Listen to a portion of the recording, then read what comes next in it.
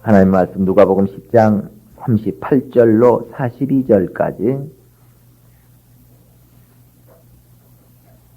저희가 길 갈 때에 예수께서 한 촌에 들어가심에 마르다라 이름하는 한 여자가 자기 집으로 영접하더라. 그에게 마리아라 하는 동생이 있어 주의 발 아래 앉아 그의 말씀을 듣더니 마르다는 준비하는 일이 많아 마음이 분주한지라 예수께 나아가 가로되 주여 내 동생이 나 혼자 일하게 두는 것을 생각지 아니하시나이까 저를 명하사 나를 도와주라 하소서. 주께서 대답하여 가라사대 마르다야 마르다야 내가 많은 일로 염려하고 근심하나 그러나 몇 가지만 하든지 혹 한 가지만이라도 족하니라. 마리아는 이 좋은 편을 택하였으니 빼앗기지 아니하리라 하시니라. 아멘.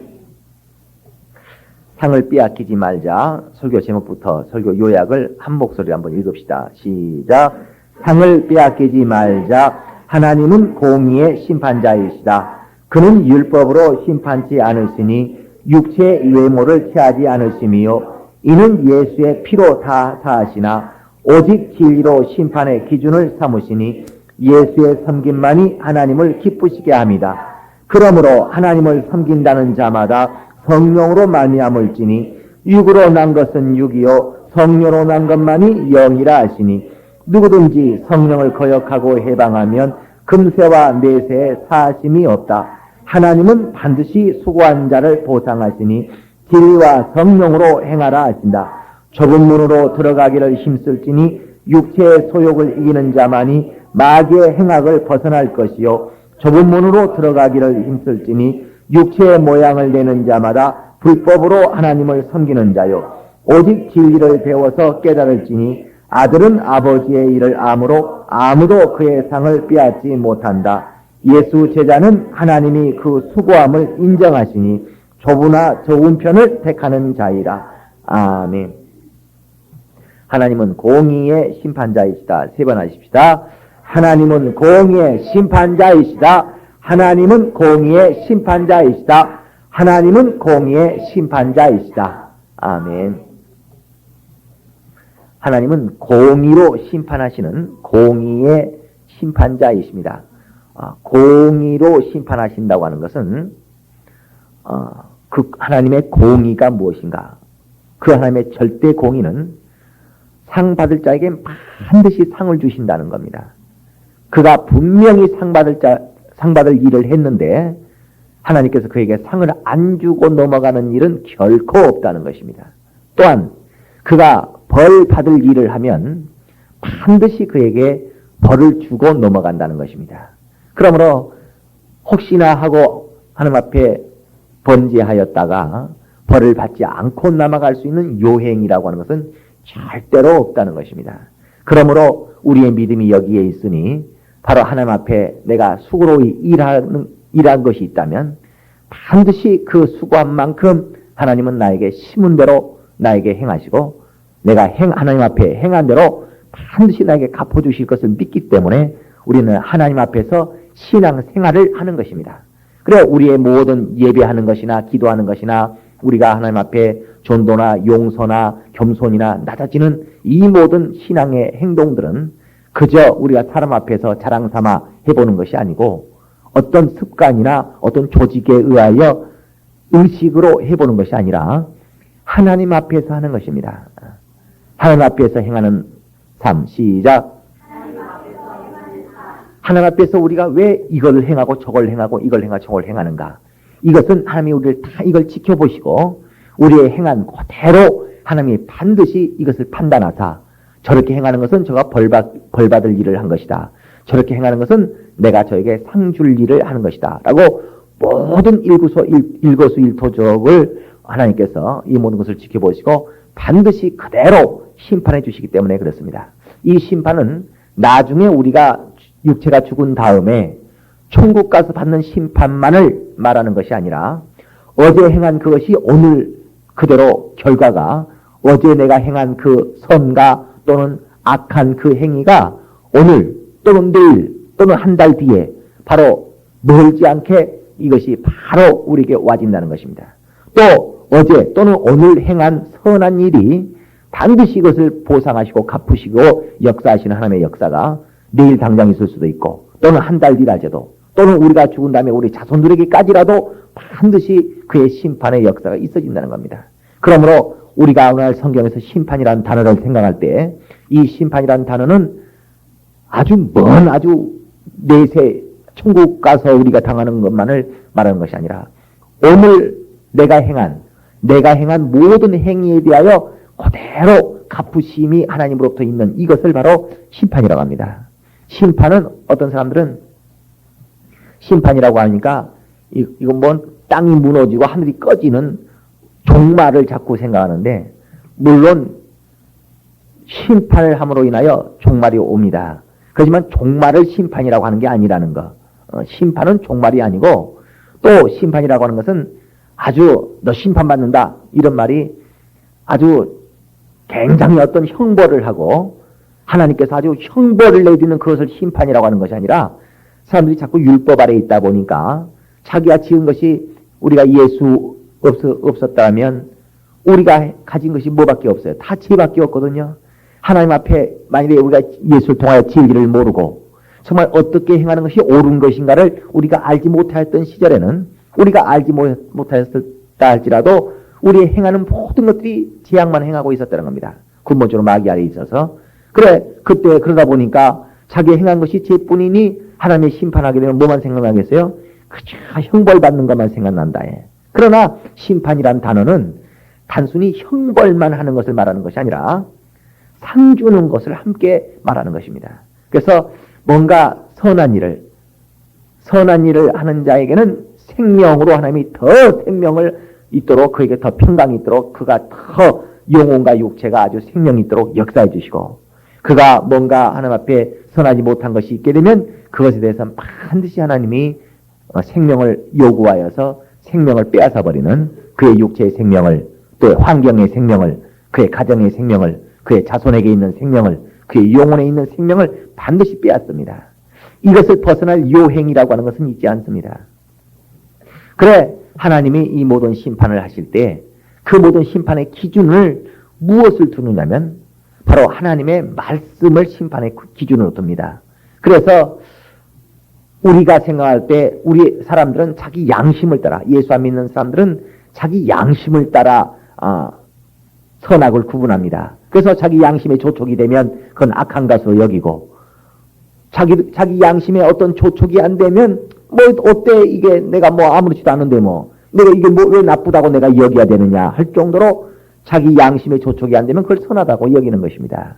그러니까 교회 안에 와서도 모든 판단의 기준 정말 이 교회에 있는 성도들이 잘하느냐 못하느냐 목사가 잘하느냐 못하느냐 이 교회가 좋은 교회냐 나쁜 교회냐 이 모든 기준을 자기 양심이라고 자기 판단 기준 좋다 나쁘다를 판단하는 자기 판단 기준을 가지고 이 사람 이 집사가 좋다 저 집사가 나쁘다 이게 판단합니다.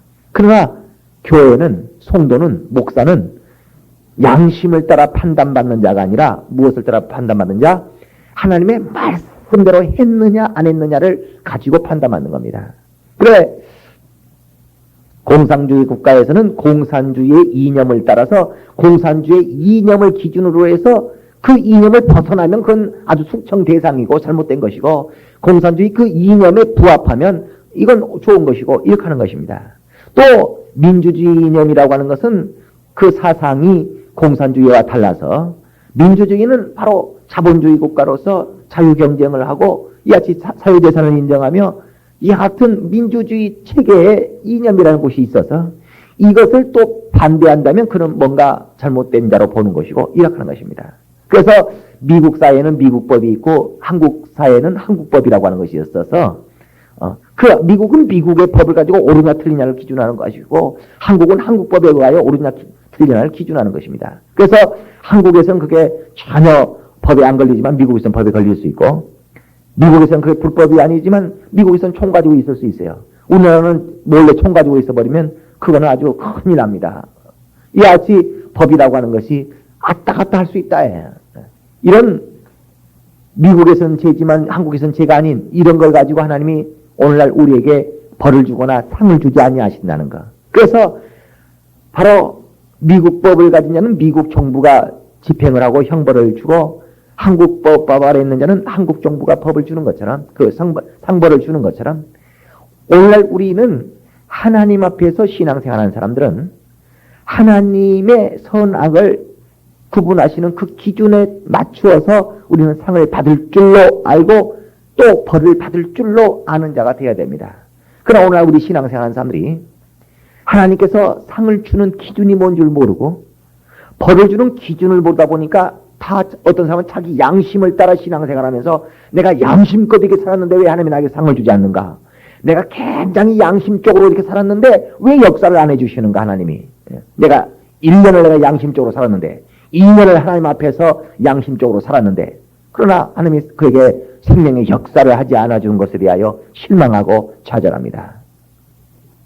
또 교회 안에서 양심적으로 남은 개똥 떼먹고 온 사람을 하나님이 가만 놔둔 걸 보고 어떻게 저렇게 개똥 떼먹는 저런 양심 없는 사람을 하나님이 가만 놔두는가? 하나님이 개똥 떼먹는 사람 형벌하시는 하나님이 아니세요. 그 손가락 하나 하나님이 손대지 않을 수 있습니다. 그건 바로 사회가 심판할 것이요 대한민국 법이 심판할 것입니다.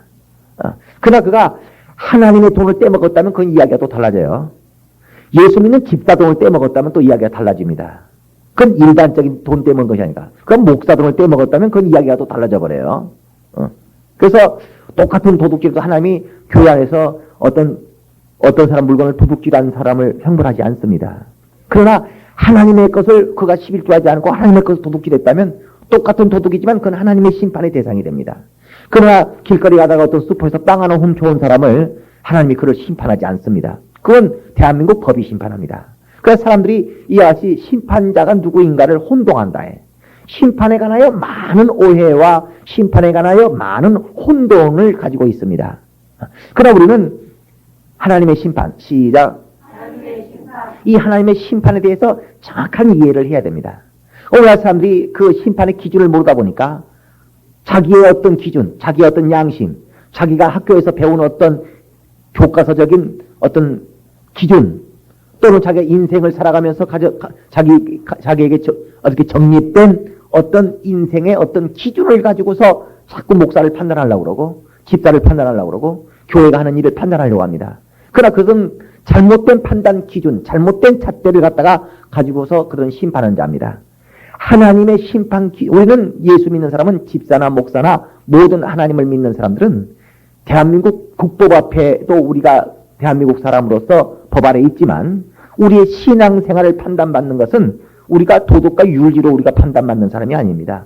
우리가 대한민국 국법 앞에 인간의 양심 앞에 어떤 사회적인 구조와 어떤 논리 앞에 우리가 판단받는 자가 아니고 우리는 그 모든 것에 또 우리가 대한민국 법안에서는 판단받고 또 어떤 인간으로서 우리가 양심상으로 우리가 양심의 조촉도 받고 그러하겠지만 우리의 신앙생활에 있어서만큼은 하나님 앞에서 하나님께 우리가 심판을 받는 자들입니다. 그래서 하나님의 심판 기준이 무엇인가를 우리는 잘 알아야 되고 최소한 교회 안에서는 세상법으로 판단하지 말고 교회 안에서는 양심적으로 김집사 이집사를 판단하지 말고 교회 안에서는 도덕과 윤리를 가지고 믿는 자를 갖다가 판단하지 말고 그저 하나님의 말씀을 저가 어겼느냐 안 어겼느냐 하나님의 말씀으로 모든 심판의 기준을 삼아야 되는 것입니다. 그리하여 어떤 사람은 양심적으로 뭔가 문제가 있어도 하나님이 그를 전혀 형벌하지 않거든요. 이거 이상히 여기지 말아야 됩니다. 그 어떤 사람은 아주 양심적으로 굉장히 잘 삽니다. 얼마나 양심적으로 양심을 지켜가면서 굉장히 성실하게 살아가는데도 하나님이 그를 잘한다라고 칭찬하지 않냐고 그에게 생명을 역사해 주지 않습니다. 오늘날 사람들이 자신이 굉장히 양심적으로 살아간다는 것 때문에 내가 뭐 잘못한 거 있느냐? 양심을 기준으로 해서 내가 뭐 잘못한 거 있느냐? 도덕과 윤리를 기준으로 해서 자기가 내가 뭐 잘못한 거 있느냐라고 생각하기 때문에 자기를 잘못했다고 여기지 않고 회개하지 않습니다. 또 그래야 하나님이 나에게 축복을 하셔야 될 것이라고 생각할 것입니다. 그러나 그는 하나님의 말씀을 떠나 있고 그러나 그는 존도하지 않는 자요. 성경에 고린도전서 6장이 말하기를 6장 18, 19절에 존도하지 않는 죄가 있다라고 말을 한다 해. 세상 사람들은 존도하지 않는 것에 대해서 내가 왜 죄인이냐고 얘기하지 않습니다. 세상 사람들은 양심을 갖고 열심히 살아가는 사람도 내가 11조 안 했다고 내가 무슨 죄인이냐고 얘기하지 않습니다. 그러나 오늘날 예수 믿는 사람은 예배 한번 빠지면 벌써 그는 죄인이 돼버립니다. 반드시 하나님은 형벌합니다. 그가 11조로 떼먹으면, 교회를 범해버리면, 그가 전도를 하지 않는 삶을 살아버리면 하나님은 그를 죄인 취급해버립니다. 그가 양심으로 똑바르지만, 그가 도덕과 윤리로는 똑바르지만 하나님은 그에게 죄인 취급해버리고 그를 형벌해버립니다. 그러니까 하나님으로부터 오는 어떤 환경적, 육체적인 자기 영적으로 어두워지고 믿음이 자라나지 아니하고 하나님이 역사하시는 복이 자기에게 임하지 아니하는 이런 것들을 이상하게 여길지 모르지만, 그가 이상하게 여기는 것은 자기 자신을 양심적으로 옳게 여기고 도덕과 윤리적으로 옳게 여기고 다른 하나님의 심판의 잣대와 전혀 다른 잣대를 가지고 자기를 재기 때문에 다른 잣대로야 자기에게 잘못된 것을 찾아볼 수가 없어요. 양심적으로 아주 똑바르고 굉장히 사회적으로 성실하고 직장에서 그가 열심히 노력하고, 그러니까 전혀 잘못된 걸 찾아볼 수 없지만 신앙생활, 하나님의 말씀을 떠나버렸다고 하는 그것에 있어서만큼은 그는 하나님 앞에 죄인이요, 하나님은 그에게 형벌해버린다 그 말이에요. 그러니까 오늘날 기독교인들이 얼마나 오해하는 사람들이 많습니까? 자기가 정말 회개해야 될 자이면서도 불구하고 자기를 의롭게 여기는 자들이 얼마나 많으며, 하나님은 그를 죄인으로 안 보고 있는데도 스스로 자기를 죄인으로 취급하고 있는 자들이 얼마나 많습니까? 하나님은 아주 신경도 안 써. 목사는 김 집사를 갖다가 죄인으로 보지도 않고 있는데 목사가 무슨 소개하는 나를 지금 나 죄인이라고 하는가 보다. 목사는 머릿속에 생각하지도 않고 있어요. 김 집사가 그런 죄를 지었는지 알지도 못하고, 김 집사가 설사 어떤 행동이 있다 할지도 그것 때문에 그를 죄인으로 보지 않습니다. 그가 믿음 없는 것 때문에, 그가 예배에 빠지는 것 때문에, 그가 말씀에 불순종한다고 하는 것 때문에 죄인 취급을 할지는 몰라도, 저가 죄가 있다라고 판단할지는 몰라도 그런 어떤 행위에 대해서 그를 목사는 관여하지 않습니다. 하나님은 그런 것 때문에 형벌하지 않는다. 그런데 정작 하나님은 그를 죄인으로 보지 않고 있는데 자꾸 자기를 죄인처럼 여겨서 그런 주눅 드는 자가 있는가 하면은, 어떤 사람은 자기가 분명히 양심적으로는 죄가 없어도 정말 하나님의 말씀 앞에 그 굉장히 죄를 짓고 있으면서도 내가 양심적으로 똑바르고 내가 사회생활 똑바로 잘하고 있고 내가 우리 부모한테 잘하고 있는데 내가 무슨 죄인이냐 해서 자기가 지금 뭔가 회개해야 될 죄인이라고 하는 것을 전혀 생각하지 못하고 있는 사람도 있습니다. 베드로가 누가복음 6장에 주여 나는 죄인으로서 나를 떠나소서라고 그랬는데, 베드로가 자기가 자기를 죄인이라고 시인한 것은 베드로가 누굴 도둑질해갖고 죄인이라고 시인한 게 아닙니다. 하나님을 그가 멸시했다. 하나님의 능력을 멸시하고 누가복음 6장에 그가 하나님이 자기를 가르치려고 하는 것에 대하여 선생이여 당신 나를 가르치나이까? 내가 물고기 잡는 전문가인데 나를 가르치나이까? 라고 자기의 지식을 가지고서 하나님의 예수의 가르치시는 것을 무시했습니다. 그래서 그것을 가지고 그가 도덕적으로 양심적으로 어떤 사회생활적으로 아무 잘못한 것 없지만 베드로는 순간에 내가 죄인이구나 라고 자기를 깨닫고 시인했다. 이같이 하나님의 앞에서 하나님에 대하여 우리는 바로 심판의 잣대를 갖는 것입니다. 그것이 바로 무엇이에요? 하나님의 심판의 기준이 무엇이라고요? 하나님의 말씀. 그래서 하나님은 이런 사람이든 저런 사람이든 그거 따지지 않습니다. 그냥 하나님의 말씀대로 순종하느냐 안 하느냐 이것만 따지는데, 그 하나님의 말씀이 그 심판의 기준이었던 하나님의 말씀이 바로 율법입니다. 그래서 율법이라고 하는 것은 그의 육체에 그 말씀을 주셔서 그 말씀대로 육체가 이렇게 하고 저렇게 하느냐 안 하느냐를 가지고서 바로 심판을 했습니다.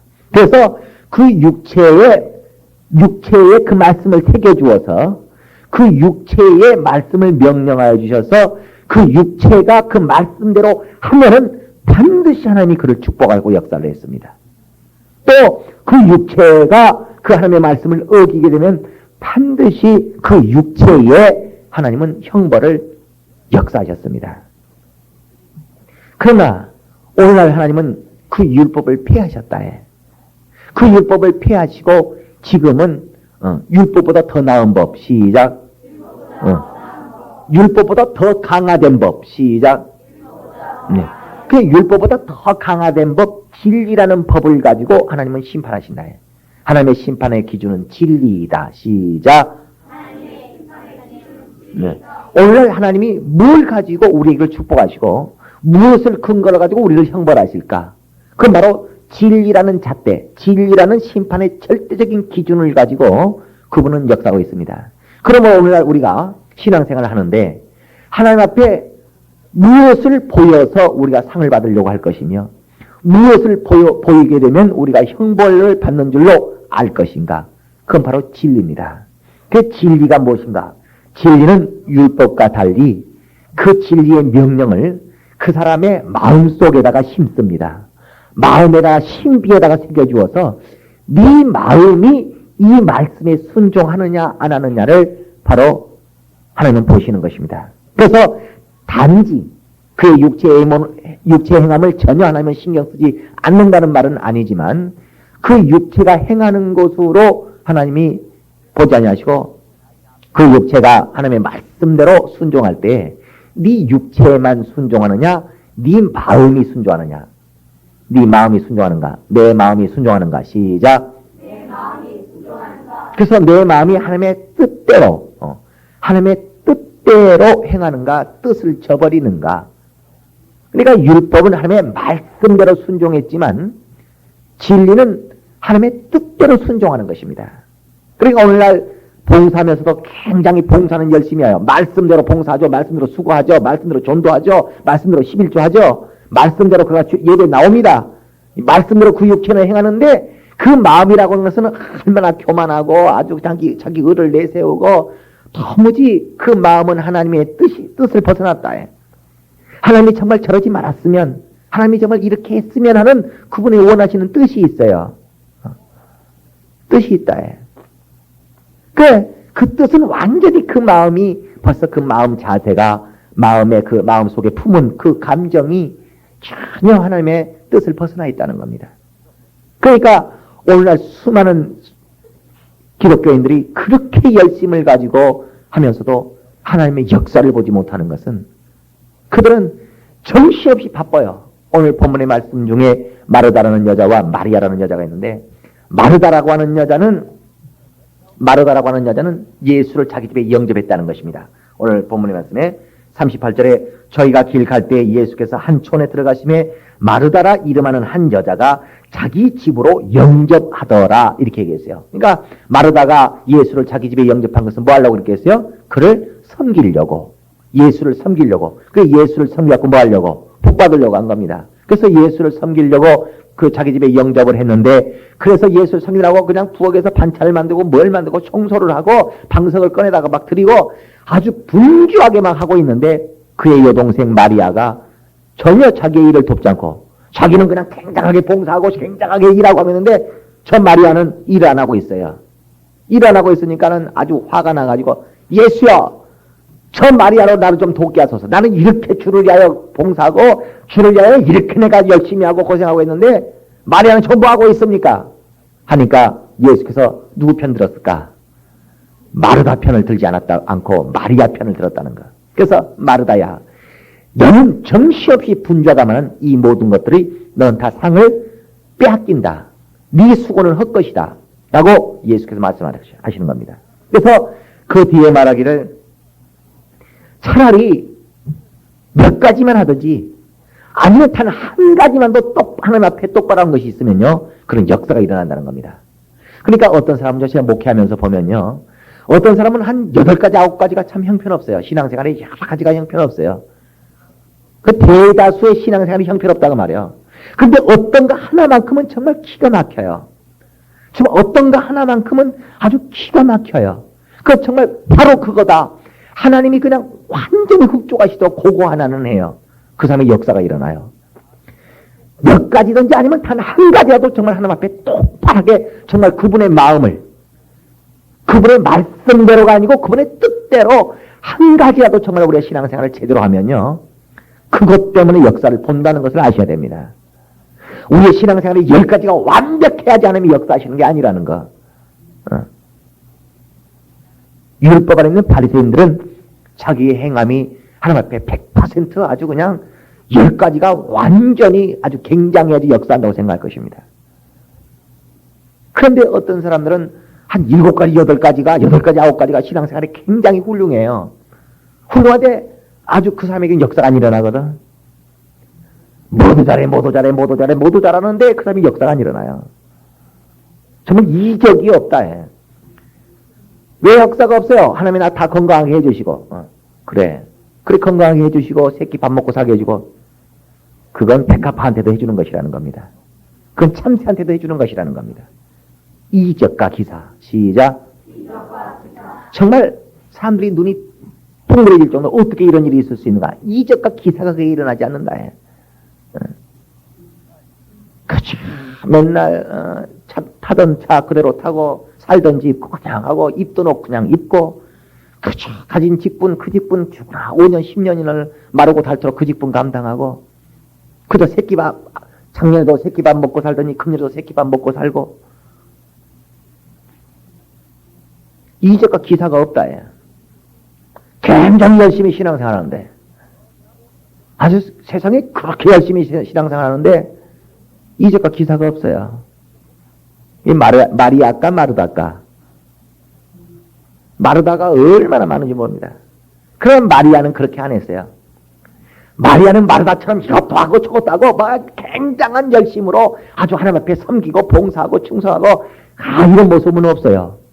그런데 마리아는 예수의 말 앞에 말씀을 듣고 있었다는 겁니다. 요한복음 15장 15절에 종은 주인의 하는 일을 알지 못한다는 것입니다. 그러니까 종 보고 저기 갔다 와라. 예, 아주 그냥 막 열심히 뛰어가서 갔다 오죠. 그 자기하고 거기를 왜 갔다 오는지, 갔다 와서 뭐가 어떻게 되는지 모릅니다. 그냥 열심히 그냥 한다 해요. 얼마나 종이 주인의 명령이라면 그냥 아주 부들부들 떠면서 얼마나 열심히 해요. 그러나 종은 주인이 하는 일을 몰라요. 그 심정을 몰라. 저도 우리 집사들 일하는 거 보면 차량 봉사하는 거, 식당 봉사 하는 거, 또 구역장 노릇 하는 거, 주일학교 교사 하는 거, 그거 하는데 열심히는 하는데 너무 고마운데 목회자의 심정을 모르는구나. 목회자의 심정을 몰라요. 목회자의 심정을 몰라. 나 같으면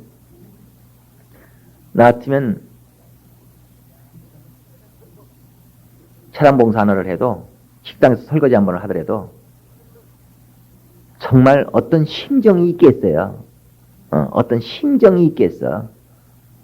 그러니까 나는 차량 봉사를 해도 우리 집사들 그게 꼭 좋은 건 아니지만, 좋은 건 아니면 우리 집사들 골목까지 들어가가지고 꼭 집 앞에다 탁 모셔다 드립니다. 그렇게만 하고 싶어서. 그게 꼭 좋은 건 아니에요. 너무 애들을 오냐오냐 키우는 식이 돼버릴 수도 있어요. 그게 좋은 건 아닌데, 아주 저는 옛날에 개척해가지고 처음 할 때 내가 차량 봉사하고 막 그럴 때 꼭 그 집사 집 앞까지 꼭 대다주고 문 열어주고 오소라고 막 이렇게 한다 해. 그 어떤 심정이 있다 해. 심정이 있어요. 그런데 심정이 없거든요. 그러니까 봉사는 아주 수고는 굉장히 하는데, 굉장히 수고하기는 하는데 그 속에 마음을 들여다보면 사랑이 있기를 하는가, 어떤 양보가 있기를 하는가, 따뜻함이 있기를 하는가. 그냥 가시가 돋쳐 있고 교만함이 가득 차 있고 오만함이 가득 차 있고 자기가 한다는 의도에 과시가 가득 차 있어야 하니까 그렇게 행하는 것 자체가 오히려 부담스럽다 해.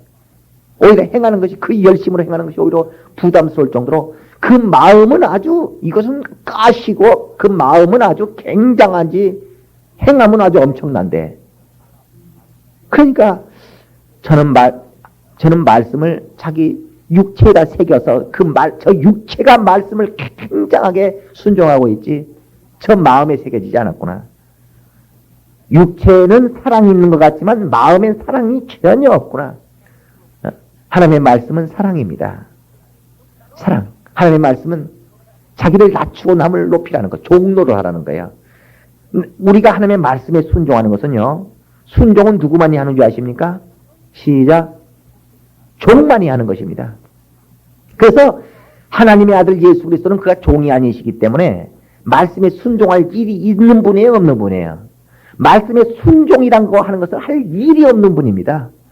그래서 그는 명령하시는 창조주세요. 그럼 명령하시는 분이시지 명령에 순종할 일이 없으신 분이 자기를 종과 같이 되어 왔다고 하는 말이 무슨 말이냐면 종같이 천한 자가 되어 왔단 말이 아니라 순종하는 자가 되어 왔다는 것입니다. 그러니까 오늘날 우리가 하나님의 말씀에 순종하고 순종하는 것은 자기를 뭘로 여기는 거예요? 종으로 여기는 거예요. 종으로 여기는 건 자기를 낮게 여기는 것입니다. 목사가 저 세상에 지나가는 사람 보고 여기 잠깐 와보시오. 당신 예비하시오. 하면서 이 양반이 무슨 왜 나부터 이래라 저래라 하느냐고 이럴 것입니다. 그러나 벌써 집사들은 목사가 이렇게 한번 하라고 그러면 그렇게 해야 될 줄로 압니다. 그러니까 벌써 목사를 자기보다 높은 자로 여기고 자기를 목사보다 낮은 자로 여겨주는 것이다. 이걸 뭐라고 그래요? 겸손이라고 그러는 거예요. 근데 시험 들으면요. 목사가 교회 나오라고 해도 싫어요. 안 나가요. 문 좀 열라고 해도 뭐 가세요. 문은 못 열어요. 아주 그냥 굉장합니다. 그럼 벌써 자기를 높이는 것입니다. 자기를 낮추지 않는 것이다. 그러니까 그 자기를 낮추는 겸손이 그러니까 남을 위한다는 것은 내가 종이 되고 저가 나의 주인이 되는 겁니다. 자기 주인 옆에 한번 봐요. 자기 옆에 자기 주인 있는 사람 자기 옆에 주인이 안 보이는 사람은 내가 네 말 들어? 네가 내 말 들어라.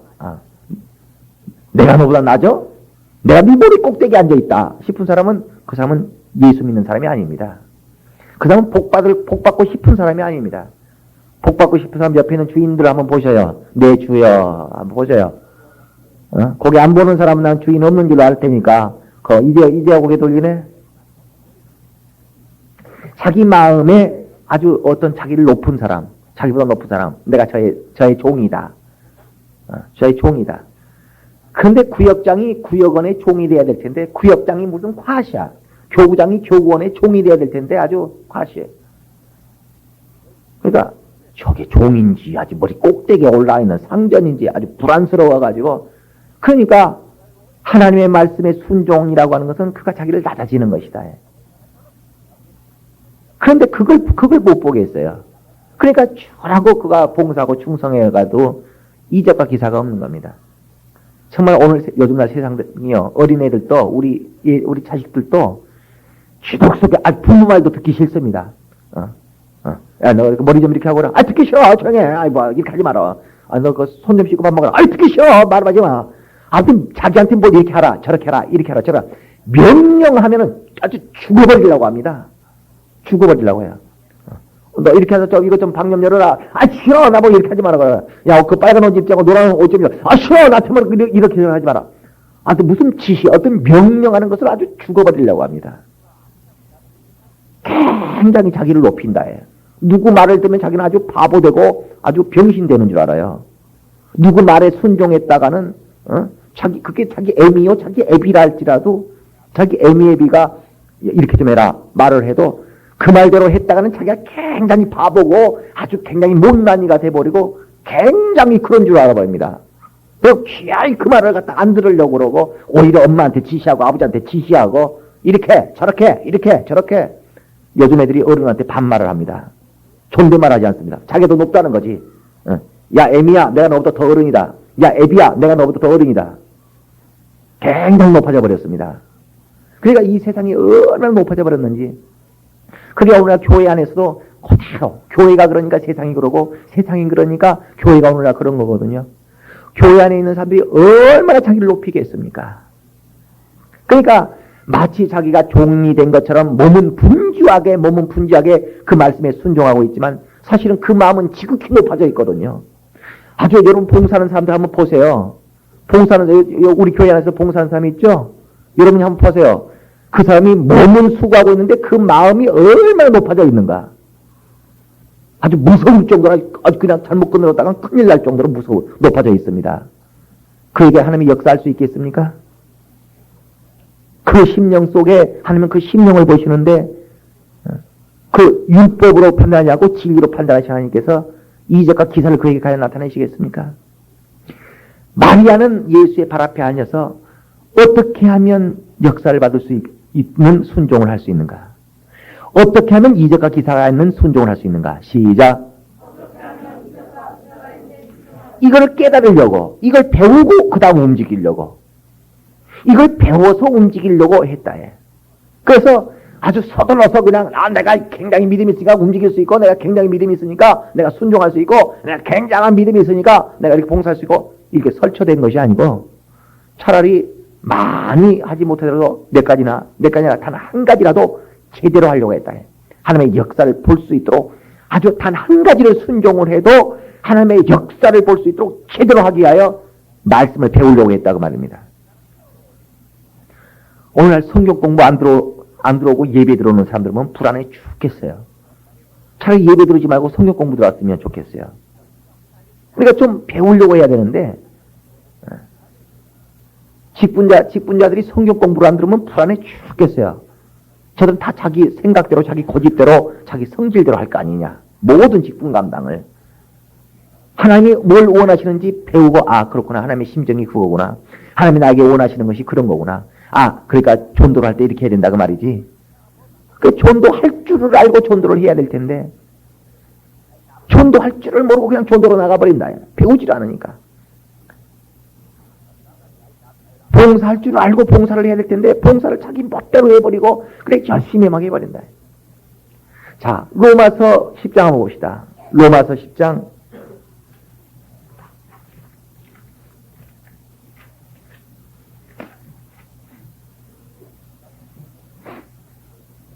1절, 로마서 10장 1절.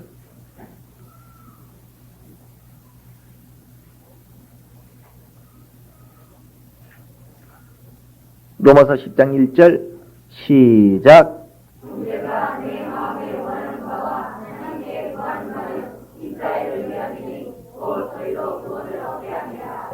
저게 구원을 얻게 하려고 이런 말을 한다는 것입니다.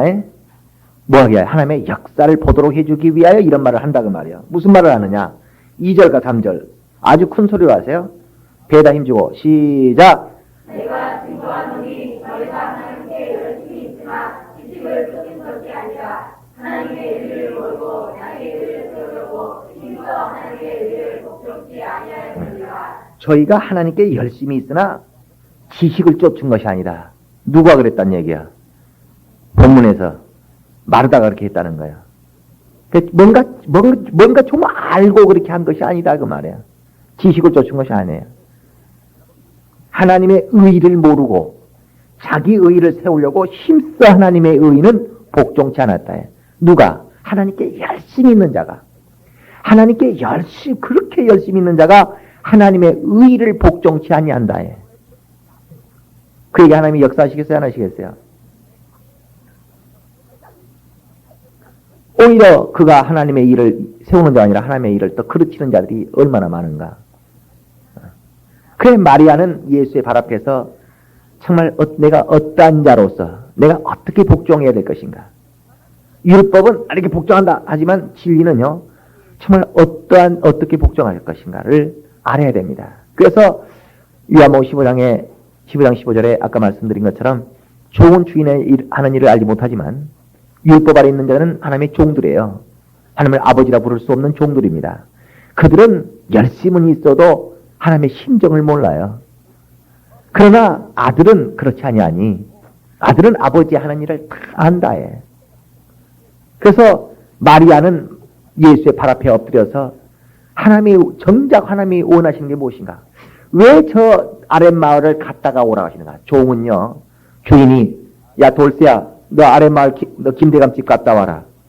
왜요? 뭐 하라고요? 그냥 갔다 오면 된다. 가서 돈 1000냥 달라고 하면 줄 것이다. 무슨 돈 1000냥인데요? 네가 그냥 달라고 하면 될 것이다. 그냥 너는 주는 대로 가져만 오기만 하면 된다. 그러면 돌쇠는 아랫마을 김대감집 가가지고 그 1000냥을 도대체 김대감이 우리 집 대감님한테 왜 주는지 몰라도 1000냥 그냥 달라고 하던데요. 그냥 받아갖고 와서 이 1000냥을 가지면 우리 주인 대감님이 무엇다 쓸지 모릅니다. 그냥 갖다 주는 겁니다. 열심히 갖다 주는 겁니다. 그러나 아들한테 시편들은 야 막내야 너 아랫마을 김대감집 가가지고 돈 1000냥 아버지가 달라고 해라. 그럼 줄 것이다. 왜 1000냥을 왜 주시는데요? 그거 아버지가 몇 달 전에 김대감 빌려준 돈이다. 그래 빌려준 돈 받아오는 거군요. 그래 달라고 해라. 그 돈 갖다 뭐 하시려고요? 넌 알 것 없다. 이렇게 하지 않고 이번에 네 형 결혼식 하니까 그때 쓰려고 그런다. 그러면 형 결혼식 때 쓸 아주 중요한 돈이네요. 조심스럽게 잘 가져와야 되겠네요. 빨리 가져와야 되겠네요. 벌써 이 일을 자기가 하는 일이 하나님께 어떤 유의감을 두며 어떤 의미성이 있으며 내가 이 일을 지체하면 하나님께 어떤 어려움이 있고 이 일을 내가 열심으로 내면 하나님의 일이 얼마나 아름답게 되어지는가를 다 안다. 그런데 아주 곧대로 아주 요리책에 써있는 글자대로 1번 물을 2리터 집어넣는다. 2번 거기다가 야채를 살짝 담갔다 꺼낸다. 살짝 담그는 게 뭔 줄 알아야지. 3번 소금을 적당량을 넣는다. 적당량이 얼만큼 알아야지.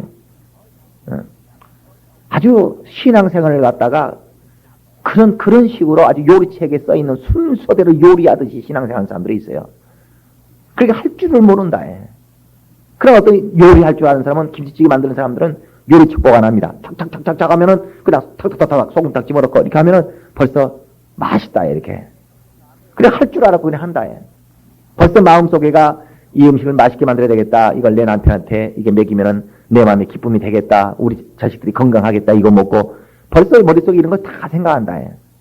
그래서 마리아는 하나를 순종하더라도 정말 하나님이 어떤 심정으로 그분이 내게 명령하신 것이 어떤 의미가 있는가. 내가 하는 이 순종이 과연 어떤 의미인가. 내가 어떤 사람한테 물어봤어요. 어떤 분을 만나가지고 무슨 일 하니까 저 남동공단에서 무슨 기계 부속, 자동차 기계 부속 만드는 데라는데 뭐 어떤 일 하냐고 그러니까 몰라요. 그냥 어떤 부속 하나 이렇게 끼운다는 거예요. 또 이렇게 끼우고 하루 종일 부속을 끼운다는 거예요. 그 부속이 뭐 하는데 끼우는 거네요? 몰라요. 어디다 쓰는지도 몰라요. 나는 그냥 끼워요. 그냥 뭐냐고 끼운다는 거예요. 아직 거기서 몇 년을 부속을 끼우고 있으면서 자기가 끼우는 부속이 자동차 어디에 들어가는지도 모르고 자기가 이걸 잘못 만들면은 자동차 운전하다가 무슨 큰일 나는지도 모르고 자기가 그걸 잘 만들면은 어떻게 자동차가 아주 성능이 되어지는지를 모른다. 그냥 하는 것입니다. 조직적으로. 그냥 시키는 대로 한다 그 말이야. 이게 종이에요. 율법 아래 있는 종. 그냥 종들은 얼마나 단순한지 그냥 열심히는 해. 생각이 없어. 생각이 없다.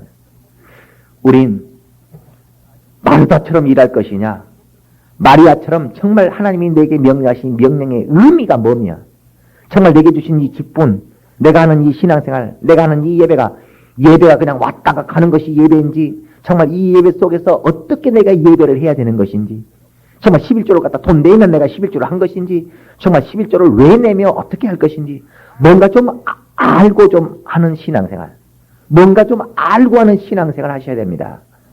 그래서 정말 내가 열심히 했다는 것으로 신앙생활을 굉장히 잘하고 있다고 생각하지 말고, 하나님이 왜 기독교는 새벽 기도라는 게 뭐 때문에 있을까? 도대체 기독교는 11조라는 게 뭐 때문에 있는가? 도대체 기독교는 주일 성수라는 게 뭐 때문에 있는가? 예수 믿는 사람은 왜 전도라고 하는 것을 왜 하는가? 이걸 좀 알고 좀 해야지. 전도가 내 신앙생활에, 내 영혼에 이런 영향을 미치는구나. 주일 성수를 하고 안 하는 것이 내 영혼에 이런 영향을 미치는구나 하는 것을 좀 알고, 주일날 내는 연보가 나의 영혼에 이런 영향을 미치는 것을 알고 연보를 할 수 있을 정도로 좀 배워서 깨닫고 순종해야 됩니다. 근데 그냥 열심만 있어버리면 난 그런 자기 의만 남지, 하나님의 원하시는 뜻이 이루어지는 것은 그 의가 이루어지지 않아요. 우린 자기가 수고하고도 그 상을 다 받지 못하는 것이 원수가 이렇게 자기를 속이고 있다는 것. 원수가 속이고 있다는 겁니다. 자기 어떤 자존심인 것 같지만, 자기 열심인 것 같지만, 자기 생각인 것 같지만, 그 생각을, 그 자존심을, 그 의로움을 누가 다 역사하고 있는 거예요? 원수 마귀가 지금 역사하고 있다는 것.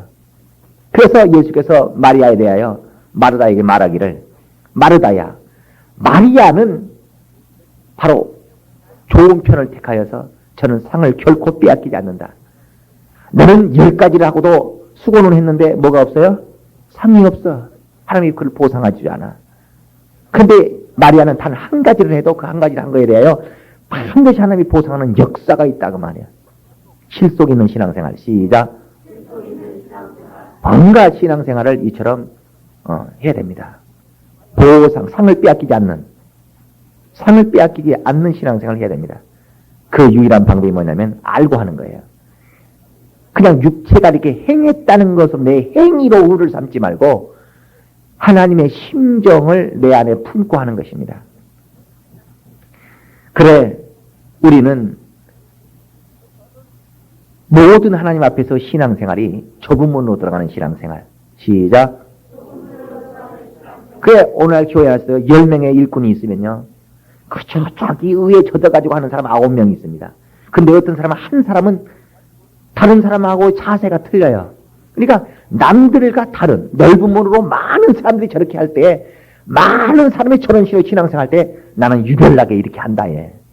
나는 유별나게 이렇게 해요. 경주하는 사람이, 운동에서 달리는 사람이 여러 명 있지만 그중에 상 받는 사람은 1등하는 사람만 받는다는 거 아셔야 됩니다. 그러니까 뭔가 다른 사람하고 똑같이 여러분이 봉사를 해도 그 중에서 다 대부분이 이런 식으로 해요. 그러나 나는 뭔가 유별나게 조금 다르게 좁은 문으로 남들이 안 하는, 대다수의 사람이 하지 않는 특별한 신앙생활, 뭔가 1등 아주 1등 신앙생활을 하셔야 됩니다. 2등 해봐야 소용없고 3등 해야 소용없고 뒤처지지 말고 뭔가 아주 저거 하나만큼은 저 사람을 본받아야 된다 할 정도로 뭔가 정말 본을 받을 만한 신앙생활을 해야 돼요. 그 마음과 믿음을 본받을, 행위를 본받을 것이 아니고, 사람들은 자기 신앙생활의 행위를 사람들이 봐줄 것이라고 생각합니다. 하나님이 우리의 행위를 볼 줄로 알지만 하나님은 우리의 마음과 믿음을 보고 있다 해요. 지난 주간에도 우리가 하나님의 역사를 영으로 바라라고 제가 말씀드렸던 것처럼, 내가 이렇게 행위를 가졌기 때문에 역사가 있을 걸 생각하지 말고 벌써 내 마음을 감추고 있어도 내 마음이 하나님 앞에, 하나님은 마음과 믿음을 보고 역사하신다. 시작. 근데 지금 여러분 마음이 어떤 마음이냐. 그 믿음이라는 것이 무슨 믿음을 갖고 있느냐. 우리는 정말 예수 앞에서 말씀을 받되 한 가지를 순종을 하더라도 이걸 그분의 심정을 잘 배우고 육체 행함으로 역사를 보는 것이 아니라 참으로 하나님 앞에 내 마음과 믿음을 고백할 수 있는 깨달음으로 순종하시기를 예수 이름으로 축원합니다. 하나님의 말씀을 깨닫고 순종하시기를 예수 이름으로 축원합니다. 기도하십시다. 기도할 때 내가 하나님의 말씀을 깨닫게 하여 주셔서 깨닫고 순종하게 하소서. 정말 어떻게 해야 될지, 왜 이렇게 나보게 해라 하는지 깨닫고 순종하도록 바지통성으로 기도하십시다. 하나님 우리 아버지여, 우리의 신앙생활이 그저 분주하지 아니하게 하시고 그저 사람의 열심으로 신앙생활하지 아니하며 우리의 신앙생활이 하나님의 말씀을 깨닫고 순종할 수 있도록 도와주시옵소서. 우리 하나님 아버지여, 우리가 육체의 소욕을 이기는 자가 되어 마귀의 행악을 벗어난 자가 되게 하시고 또 육체의 모양을 내기 위하여 우리의 신앙생활하지 않게 하사 불법으로 하나님을 섬기는 자가 되지 아니하도록 도와주시며 우리 하나님의 뜻을 알고 그분의 심정을 깨달아 알아 오직 아들만이 아버지의 모든 그 마음을 알고 행하였던 것처럼 우리도 하나님의 심정을 깨달아 알고 순종하는 자 될 수 있도록 우리 안도시고 역사하여 주시옵소서. 그러므로 우리의 모든 행하는 바 이 모든 수고가 결코 그 상을 빼앗기지 않게 하시고 하나님 앞에 참으로 아름다운 상을 받고 칭찬을 받는 우리의 순종이 될 수 있도록 도와주시옵소서. 하나님 아버지, 우리의 모든 순종이 하나님의 마음과 그 뜻을 아는 순종되게 하여 주시옵소서. 우리가 지식 없는 열심으로 그저 자기의 의만 삼는 순종하는 자가 아니요 오직 하나님의 뜻과 그분의 뜻, 심정을 알고 그 마음과 합한 마음이 되며 무엇을 이루시기 위하여 나에게 이 일을 행하라 하셨는지를 깨달아 알고 순종하는 깨닫는 자의 순종이 되게 하여 주시옵소서. 그러므로 자기를 만족시키지 아니하고 하나님의 원하시는 바를 만족시키는 우리의 모든 행함이 되어지게 하여 주시옵소서. 그러므로 온수에게 우리가 스스로 속아 스스로 의롭고 스스로 열심내며 참으로 하나님을 만족시키지 못하고 자기만 만족시키는 신앙의 순종의 행함을 가진 자가 아니라 하나님을 만족시키는 순종이 있는 자들 다 되게 하여 주시옵소서.